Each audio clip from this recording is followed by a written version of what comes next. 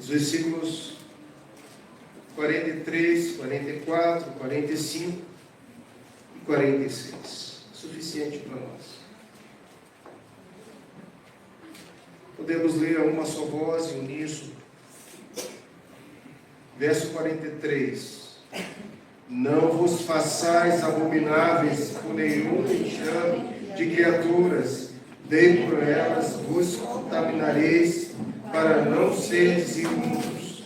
Eu sou o Senhor vosso Deus, portanto, vós vos consagrareis e sereis santos, porque eu sou santo, e não vos contaminareis por nenhum enxame de criaturas que se arrastam sobre a terra. Eu sou o Senhor, e vos faço subir da terra do Egito, para que eu seja vosso Deus. Portanto, vos sereis santos, porque eu sou santo.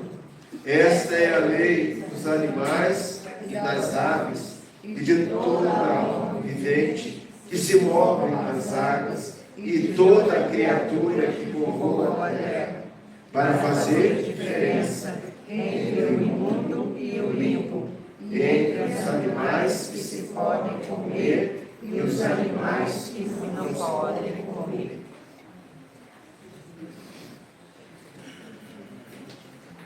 Após a consagração do sacerdote Arão, seus filhos, os levitas, o que nós temos agora é a primeira lei baseada no processo de santidade, baseado no processo de santo e profano, de limpo e impuro, baseado naquilo que o Senhor prescreve para todos nós, que é a santidade, a santificação. Sejam bem-vindos. A partir de agora, o tema é santificação. Eu informei a todos vocês, bem antes de entrarmos no capítulo de número 11, que agora até o capítulo 28, há só um assunto: santificação. Portanto, eu quero perguntar a você e a esse texto, por que a santificação começa pela lei dos alimentos? Por que o processo de santidade ou de santificação começa pela lei dos alimentos? Eu quero afirmar algo que muitas pessoas têm como base. Eu quero afirmar que existe uma máxima que diz, um provérbio que diz, e por muito tempo eu fiquei pensando nessa afirmação, e a máxima que existe que diz, provérbio que diz, que você é aquilo que come. Já ouviu isso? Você é aquilo que come? Isso não é nada sem refletir. Se eu sou aquilo que eu como, eu tenho que ter critério com a minha alimentação. E por muito tempo eu me pensava sendo um grande pão puma. Aquele pão gordo, aquele pacote enorme. Mas depois de alguns anos, eu acho que eu não sou mais um pacote de pão puma, mas não sei nem sabor do pão, mas não sei o que você come. Se você enche seu corpo com gorduras, provavelmente você vai ter problemas com colesterol. Se você enche o seu organismo com açúcar, provavelmente você vai ter problema com diabetes. Você come. Se você come batata frita, hambúrguer, pão, fast food, você vai ser aquilo que você está comendo. Por que Jesus colocou isso? Por que Jesus está colocando animais que você poderia comer, animais que você não poderia comer? Uma dieta alimentar. Eu quero que sua mente comece a trabalhar a respeito do santo e do profano. Do justo, do injusto. Do limpo Quer limpar seu corpo? Faz uma dieta detox. Será que você vai conseguir? Só água. Jejum. Vou falar em jejum, eu fui procurar saber quanto tempo de jejum uma pessoa precisa para fazer uma cirurgia cardíaca. Não sei por que eu fui pesquisar isso, mas veio à mente isso.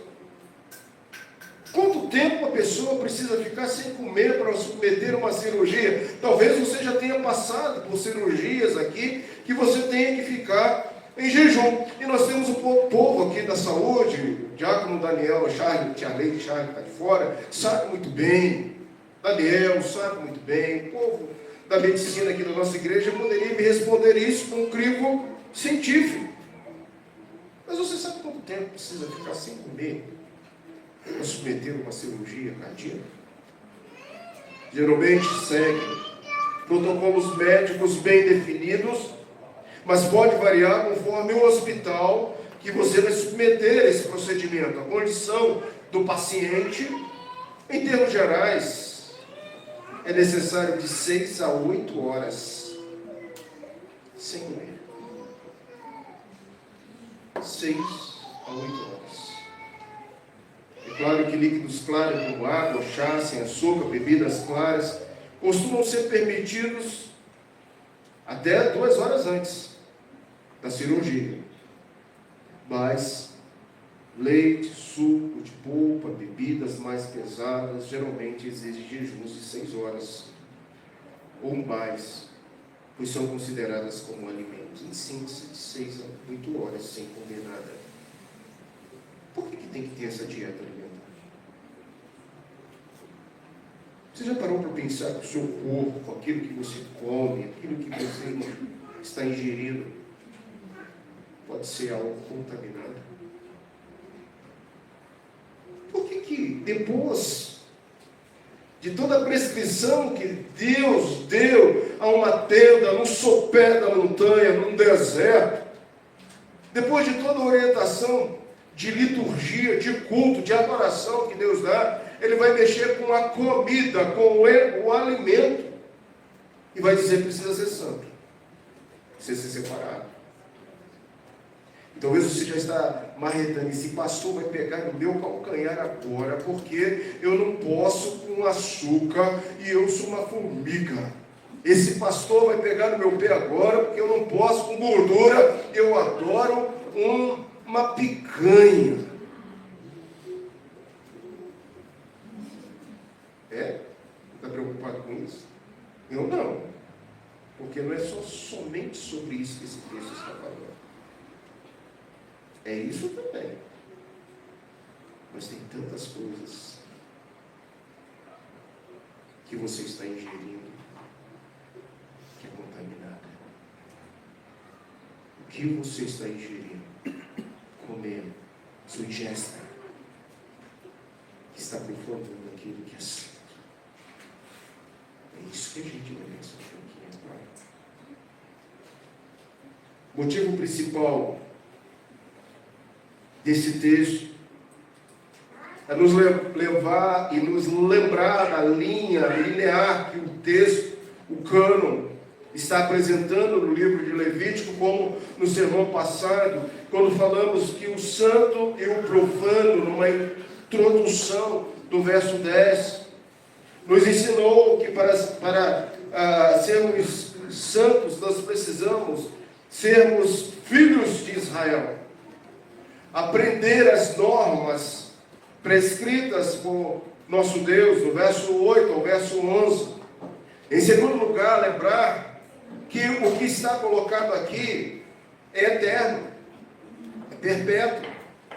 Então, aquilo que eu estou comendo, colocando para dentro do meu ser, não é meramente uma dieta alimentar, mas é algo que poderá atingir aquilo que é eterno, aquilo que é perpétuo na minha vida. E em terceiro lugar, vimos no domingo passado que o santo e o profano estão diante do Senhor e Ele observa o que é limpo, o que é sujo, o que é santo, o que é profano. Ou como o hebraico coloca, o que não é santo é comum. E o comum é mais preocupante ainda. Porque para nós não existe o comum. Para nós existe o separado, o diferente. Até naquilo que a gente come. Na seleção da nossa ingesta. Precisamos pensar. Precisamos analisar. Amados, agora observe esse texto. Você vai ser rápido lendo esses 47 versículos.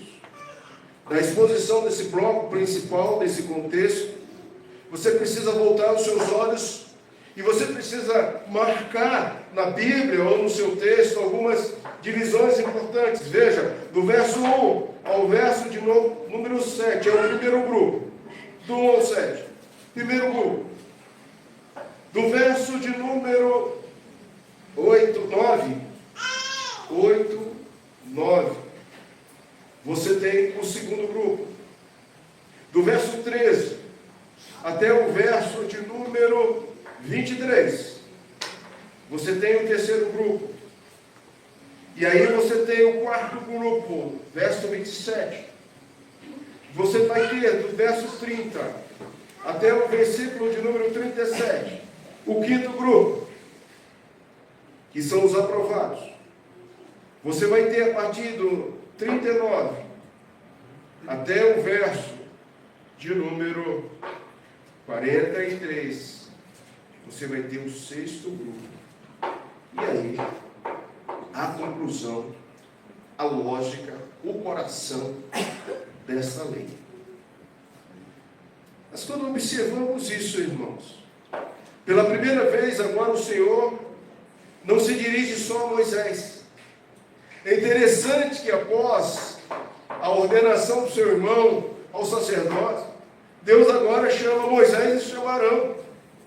Esse conceito da lei dada aqui nesse texto abrange os dois irmãos conjuntamente. Antes Deus falava só com Moisés, agora Deus está falando com Moisés e com Arão. Essa é a primeira coisa que nós temos que notar dentro desse contexto. Anteriormente, o Senhor dera ordem a Arão por meio de Moisés. Agora Arão, que está ordenado, for ordenado, o Senhor então fala também com ele.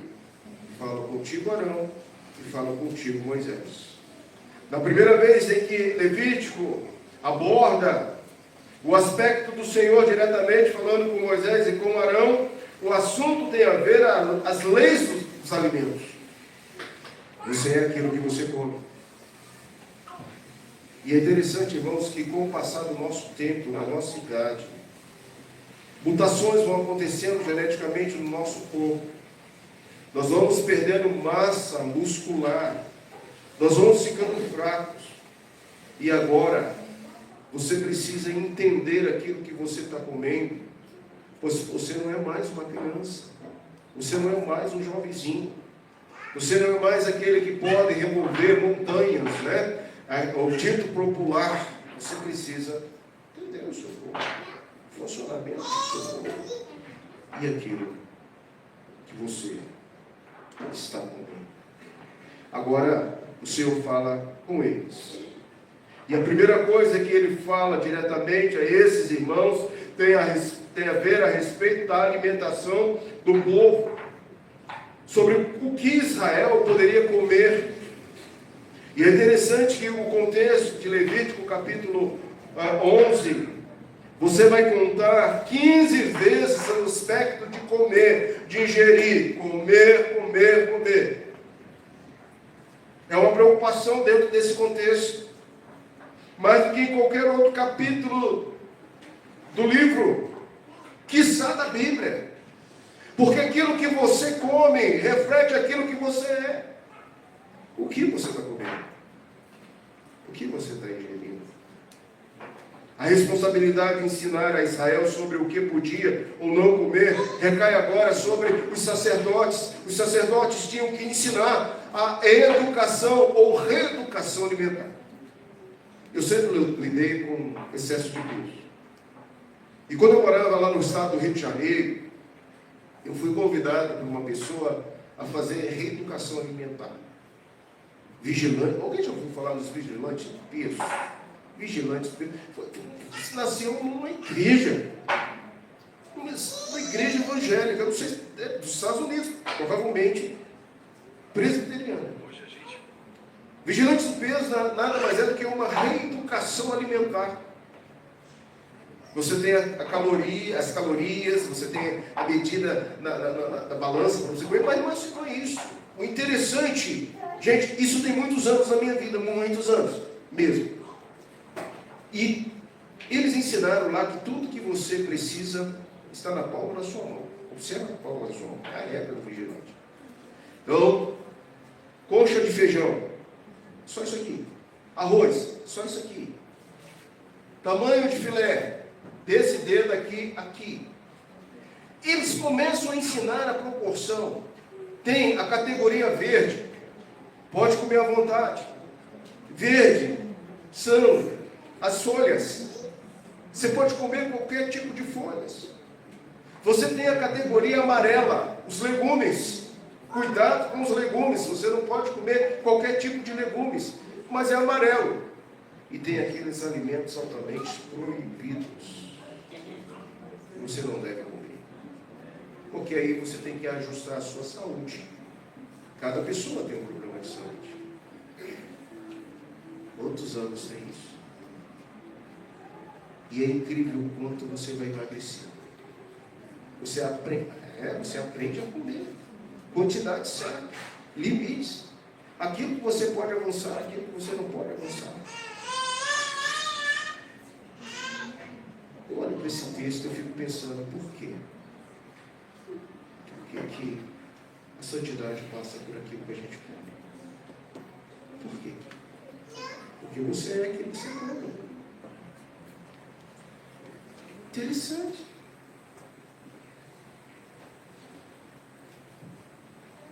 Para ser uma pessoa inserida no nosso tema dessa noite, à luz do versículo 44, dê uma olhadinha no versículo 44, você precisa cuidar daquilo que você está comendo.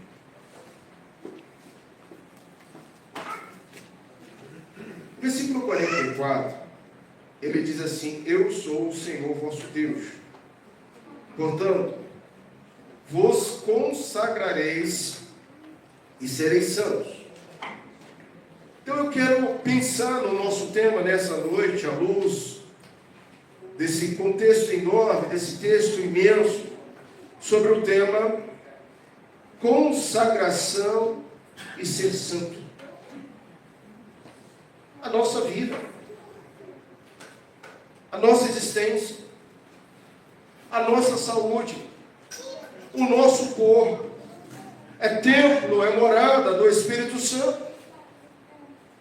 Se você quer ter um corpo para adorar, apresentar a Deus um culto, um serviço, você precisa consagrar o seu corpo. E sabe, meus irmãos queridos, porque as pessoas odeiam os seus corpos físicos? Porque há um descontrole funcional, há um desconhecimento naquilo em que a pessoa está produzindo, porque o seu corpo, a sua mente é santuário, é morada do Espírito Santo e deve ser consagrado ao Senhor. E tudo começa pela comida. Você é aquilo que você come.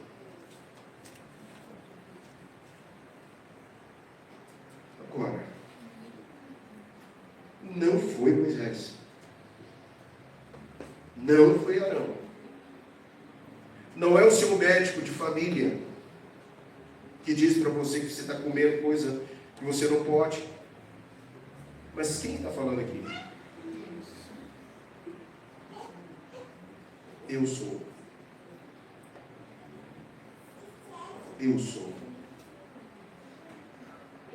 E só por isso, tudo isso, eu tenho que ter uma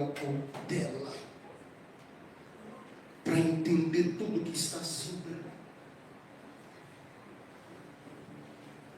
Deus que nos criou, Deus que nos chamou, Deus que nos escolheu antes da fundação do mundo, está dizendo, eu estou dizendo que a ingesta alimentar é importante. De forma a analisar por que isto é importante.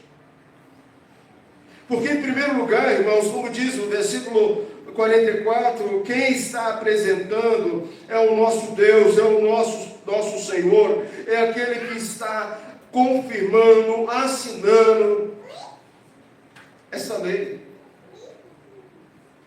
Você quer ter disposição, tenha saúde. Nós estamos vivendo num meio em que a obesidade não é só física, mas a obesidade é aquilo que você ingere, aquilo que você coloca para dentro. Olha, porque nós já estamos a pós-madeiro, pós-cruz em Jesus. Olha que os ensinamentos do Novo Testamento estão aí para você reforçar o que o contexto está dizendo. E o próprio Jesus, ele disse que aquilo que contamina o homem não é o que entra, mas o que? Então a gente começa agora a aprofundar a nossa análise. A gente sai do Velho Testamento, de um contexto de deserto, a gente sai de um problema de saúde, tudo bem. Se você quer ser obeso, se você quer ter diabetes, se você quer ter outras enfermidades, então coma mesmo, até morrer. Coma mesmo. Mas eu preciso analisar o que Jesus falou, porque isso é ingerir. Aí vai além da lei, simplesmente de comer. O que eu estou colocando dentro da minha vida? O que eu estou comendo? Se espiritualmente eu estou comendo aquilo que é profano, aquilo que é sujo, aquilo que é ímpio, eu estarei contaminado.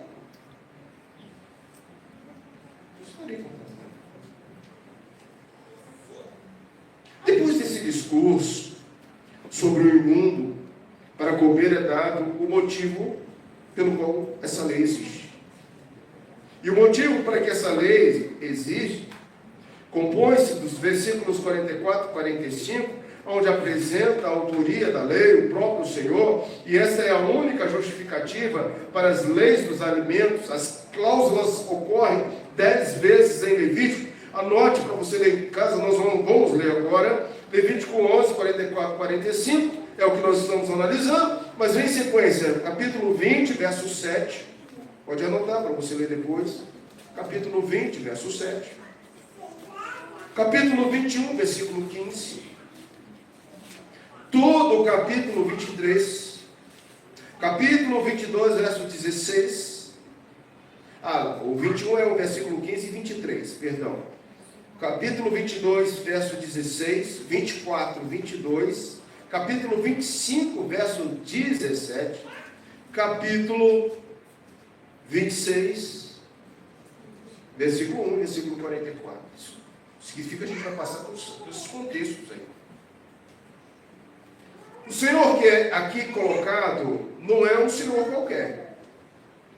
Porque quando você lê a Bíblia, você tem que identificar que tipo de Senhor está sendo colocado ali. É o Adonai, é o Shalom. Nesse caso é o Tetragrama, é o Senhor Todo-Poderoso, o Senhor Criador, é o Deus Pai.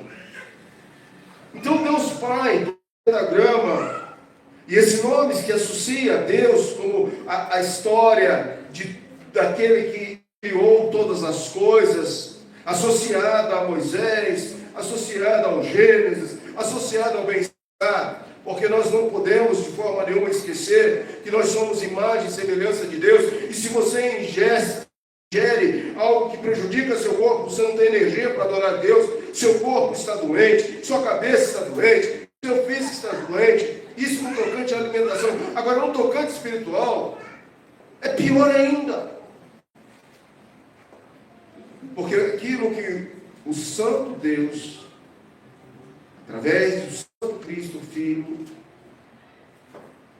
que nos justifica, que nos purifica, está sendo contaminado por aquilo que eu estou comendo. E aquilo que eu estou comendo, que é pecado, aquilo que estou ingerindo, que não agrada a Deus, vai contra o autor da lei. Levítico 11:44, o Senhor, o vosso Deus, isso afirma repetidamente, várias vezes, que Ele é o Deus que tirou o povo lá de Israel.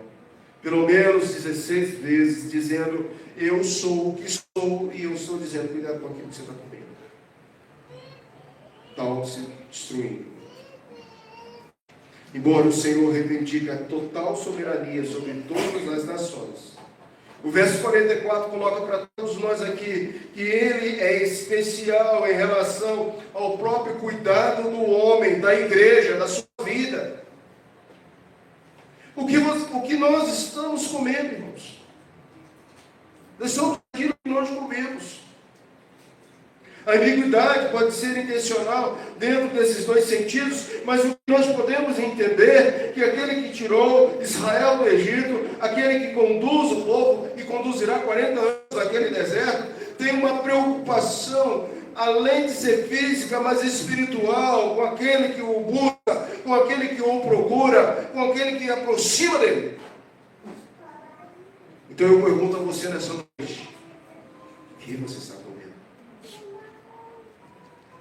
Você está comendo aquilo que é santo ou aquilo que é profano?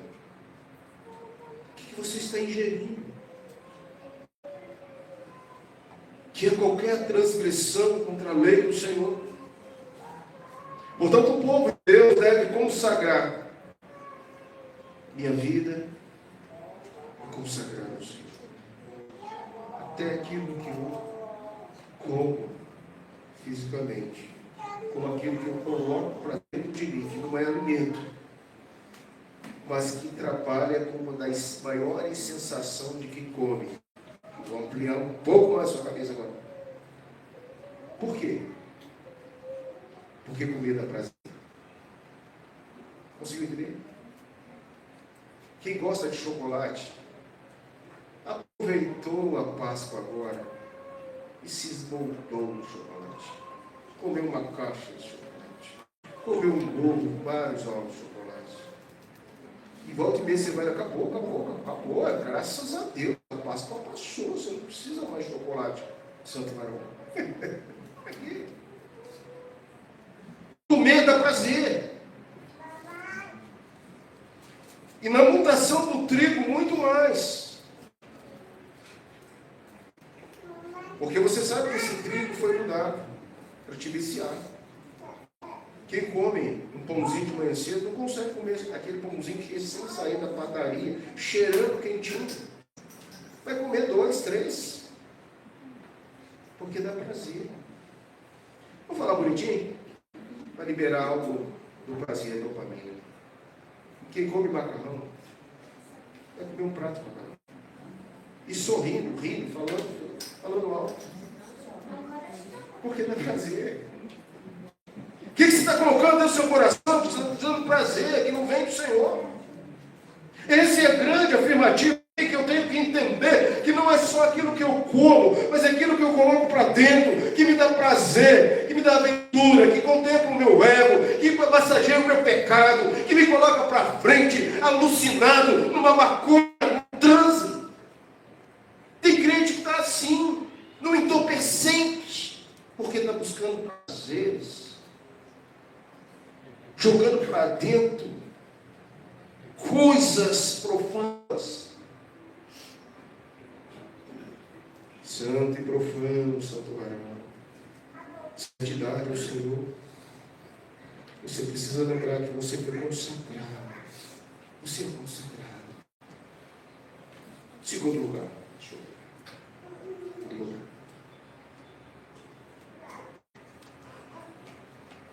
Consagrareis e sereis santos, em segundo lugar, à luz do verso, vamos no 44.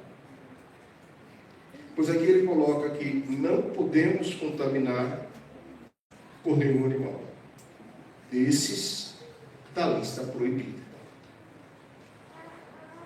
As restrições alimentares começam com animais terrestres. Bom, tu vai vinculando lá aspecto do contentamento, tá? Com os animais terrestres, os que são proibidos, são animais terrestres que não têm casco partido ou que não ruminam. A ausência de uma dessas características determinaria que o animal não deveria ser comido. E aqui só para trazer memória, tá? A gente come e a gente gosta de comer carne de porco. O judeu não come carne de porco. Está na dieta deles. Vindo daqui. Precisaria ter a atenção com esses animais terrestres. De fato, até o tocar a carcaça de alguns desses animais tornaria essa pessoa imunda. Não pode tocar no animal ou remover a tentação de comê-los. A instrução se move, então, para os animais que agrupam em bandos. Esses grupos que estão aí mencionados. Isso inclui animais aquáticos, verso 10. Os insetos. Tem gente que come inseto, viu? Verso 20. E uma lista de 8 animais terrestres aí, repetidamente. A lista das aves são 20. Você pensou em fazer botar lá no forno, não tem frango assado que você coloca um corvo, um urubu, assadinho. Hoje nós vamos almoçar urubu e espeto. É essa cara mesmo que Jesus colocou, que o texto coloca. Você não pode pensar em comer esses animais, essas aves. Está aí na lista. O corvo. O fato de haver animais imundos nos dias de Noé revela que os homens comiam carne antes da época de Noé. Então, o churrasco, ou ser carnívoro, é uma coisa tão antiga que aguça o nosso paladar. Gênesis capítulo 9, verso 3, não era uma nova provisão dada para permissão para se comer carne, mas uma garantia de que não era proibida comê-lo. A razão pelo qual a garantia pode ser a mesma encontrada no Novo Testamento, conforme 1 Timóteo 4,3. Visto que existe certa medida de incerteza quanto à identificação correta dessas muitas aves aí, porque elas vão mudando os nomes em cada continente, em cada país, mas o fato é dito aqui que alguns animais, como por exemplo o bem-te-vi, o som bem-te-vi, o beija-flor, que dentro de uma demonstração daquilo da essência desse passarinho ou dessas aves, seria proibido de forma que esses animais pudessem representar a essência da existência deles. Próprio um som deles. Bem-te-vi. Você vai comer um bem-te-vi? Bem-te-vi. Vai matar o bem-te-vi. Então, lá, na lei do Velho Testamento, era extremamente proibido que a gente tocasse e comesse desses animais. Portanto, quando eu observo isso, eu faço uma pergunta a você. Além de ter contentamento naquilo que você está ingerindo e que dá prazer, como está a sua aproximação com essas coisas perigosas? Perigosas. Que você está consumindo e colocando para dentro do seu ser, do seu coração, da sua mente. Aí tem um amuleto que eu sou super presbiteriano. Eu tenho a força, né? Levanta a Bíblia, assim, eu posso. Não, meu irmão. Cuidado. Aquele que pensa, está em pé. A gente precisa analisar algumas coisas que nós estamos colocando para dentro. Como nós estamos nos aproximando dessas coisas. Se estamos ou não nos tornando santos ou profanos. Terceiro e último aspecto, verso 45. Eu sou o Senhor que vos faço subir da terra do Egito, para que eu seja o vosso Deus. Portanto, vos sereis santo, porque eu sou. Não há opção para nós. Você não tem opção. Ou você é, ou você não é. Pastor, mas eu gosto tanto de comer um urubu assado. Sim, você não pode comer um urubu assado. Pastor, eu gosto tanto daquele que está no barro, que ama o barro, que cheira o barro, que os espíritos imundos preferiram eles. Eu gosto tanto dele, tostadinho, assadinho, pururuca. Meu irmão, não estou falando do simples fato de você comer um leitão. Eu estou falando daquilo que te dá prazer em analogia ao leitão. O que é santo, o que é profundo. E eu vou dizer uma coisa. Isso está tão complexo na vida da igreja hoje.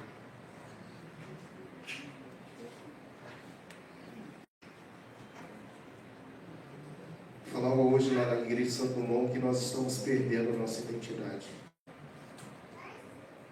Nós não estamos sendo mais protestantes. Você é crente. Você é evangélico. Você é cristão. Mas você é protestante.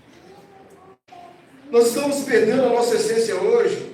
E falávamos ontem, lá no encontro dos homens, e eu fiquei pensando e coloquei para aqueles homens que estavam lá, na disposição do espírito, da letra, do texto que foi lido pelo seminarista presbítero Fred, sobre a amizade de Jonatas e de Davi. Por que nós homens não podemos ter amigos? Por que há um preconceito? Por que há uma segregação? E aí culmina-se em suicídio, em morte, em colocar para dentro, em ingerir, comer coisas, pratos de pessoas que não têm nada para servir para nós, e você vai comendo, você vai ingerindo. Separa dessa esposa. Você tem que realmente curtir a sua vida. A Bíblia, o papel aceita tudo. Você é crente, você é quadrado, você é 40. A gente vai aceitando essas coisas e vamos ingerindo essas coisas. Nós não protestamos mais, nós não confrontamos mais. Sermão passado, confronto de Arão com Moisés. Quem é você? Você é aquilo que você come pela mídia, come pela internet, consome na televisão. Quem é o crente hoje? Aquele que está contaminado com aquilo que está comendo. E Jesus nos chamou para sermos santos, sermos separados. E eu não vejo do autor dessa lei dizendo assim: você pode ser santo ou pode ser impuro. Você decide o que você quer. Eu não vejo nesse texto um texto falando assim: você faz o que você quer. Não, o texto ele é categórico, ele é afirmativo, ele é objetivo. Vós sereis santos. Uma igreja santa, um povo santo. Pedro diz isso, de propriedade exclusiva por Deus. E Pedro estava lendo esse texto, e Pedro estava pensando na igreja presbiteriana em Santa Maria, e Pedro estava pensando em nós. Você é povo, propriedade exclusiva de Deus, santo, separado. O que está acontecendo na igreja, irmãos? O que está acontecendo conosco? Você deve entender que você é santo. Aqueles que seguem detalhes adicionais sobre a pureza é impuro e começa pelo alimento. Quem entrou em contato com a água contaminada não se lida aqui com um alimento que entra em contato com a água como alguém que poderia lavar seus alimentos e cozinhá-los. Repetidas vezes, Levítico trata a água em um importante agente purificador, e deve supor que aqui o que se identifica é a água estagnada, parada, que contamina as pessoas e leva à morte. Você bebeu água viva. Do seu interior fluiu rios de água viva. Como é que esse rio pode estar contaminado e estragado? Você tem uma fala de vida. Você foi chamado para a vida. Você é santo, separado por Deus. O que eu estou comendo? O que eu estou alimentando a minha alma, meu espírito, meu ser? O que você está fazendo? Ingerindo coisas aprovadas ou alimentos sem aprovados? Você está entendendo por que a gente começa pelo alimento aqui? Porque o alimento é aquilo que nos dá prazer, que nos dá contentamento. Eu vou terminar. Quando eu olho para a fé salvadora, eu entendo aquilo que a doutrina coloca. A fé salvadora age em conformidade com aquilo que cada passagem contém, em particular, prestando obediência aos mandamentos, tremendo as ameaças e abraçando as promessas de Deus para esta vida e para a vida futura. Porém, os principais atos de fé salvadora são aceitar e receber Cristo, descansar somente nele para a sua justificação, santificação, diz o contexto, e vida eterna. E isso inclui o pacto da graça. Fé salvadora. Eu não posso deixar de mencionar nessa noite que a consagração e ser santo estão ligados. Eu não posso ser consagrado a Deus e ser impuro. Eu não posso ser santo, separado e não ser consagrado. Consagração e santificação, santidade, ser santo, estão ligados uns ao outro. Portanto, eu te chamo hoje, Deus, a ter energia. Viver o Evangelho e ter energia. Viver o Evangelho é chegar com Josué e Caleb. É chegar, eu tenho mais força hoje, meu irmão, do que quando nós fomos ver aquela cidade lá, que o povo foi covarde, o povo foi fraco. Ter força, ter energia, ter consagração. É chegar como idoso João na ilha de Patmos, ver tudo aquilo que Deus tinha que mostrar para ele, escatologicamente, a vida de Cristo, e ele ali morrer senilmente. Quantos de dias, de anos, consumindo a sua vida aos pés do Senhor. Você tem força? Para ter força, preciso consagrar. E consagrar sua vida é agora. É nesse momento. Consagrar a sua vida é pensar naquilo que está te dando prazer. Consagrar a sua vida em santidade, com separação. Para Calvino, essas leis não eram meramente alimentação, mas tinham um propósito espiritual, ensinar o povo a viver separado para Deus. Eu vou dizer uma coisa, se você consegue passar 3 anos sem comer glúten, você consegue alguma coisa. E outro dia eu estava conversando com o senhor, e eu perguntei para ele, como é que ele parou de fumar? Pastor, eu entendi que meu pulmão ia sofrer um abandono. Então eu tive uma decisão na minha vida, vou parar de fumar. E ele parou de fumar. Estava lavando o carro, o senhor na rua, lavando o carro, ele falando comigo. Eu vi que vocês dois, senhor e senhor, separaram. Quando a pessoa que lava carro começou a fumar, a gente foi para o canto. Um senhor de 70 e poucos anos, mineiro de 70 e poucos anos, falou assim, olha, eu parei de fumar quando eu entendi que eu tinha que cuidar Ei, cristão, isso é um exemplo para nós. Pastor, a carne é fraca. Eu não consigo. Essa é a desculpa que vem. Meu irmão, não. A carne é fraca. Mas o Espírito. Eu preciso entender isso. O princípio da pureza espiritual simboliza a nossa vida. Desculpe, irmãos, mas a gente tem visto um povo de Deus tão aos frangalhos. Ontem nós tivemos lá um exercício lá para a gente do Guilherme. Botou logo o Guilherme para fazer isso. Ele quebrou os nossos ossos todinho em 3 minutos, parado.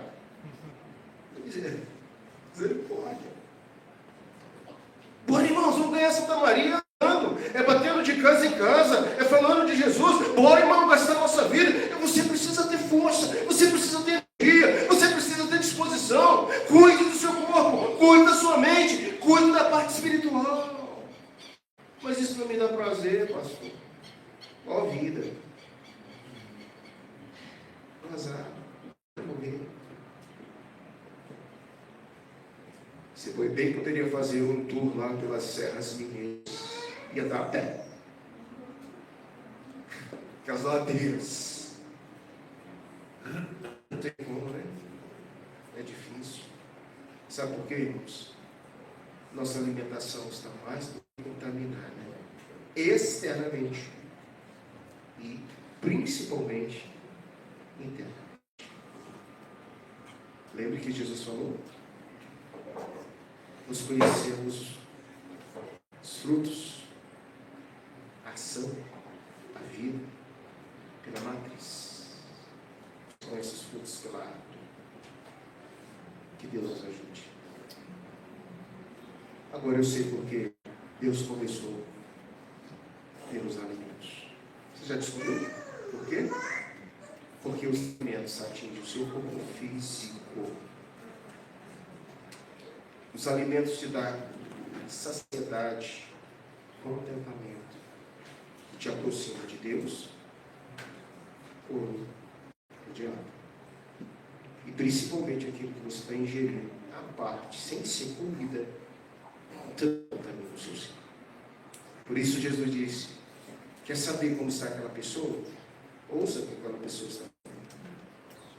Porque o que contamina o homem é o que sai. E o que está saindo das nossas vidas. Baixe os olhos, feche os olhos, sua cabeça, ore. Senhor, consagra a minha vida já está consagrada a Ti, Senhor. Eu sei que eu sou santo, separado. Eu sei que eu posso caminhar nessa terra contigo.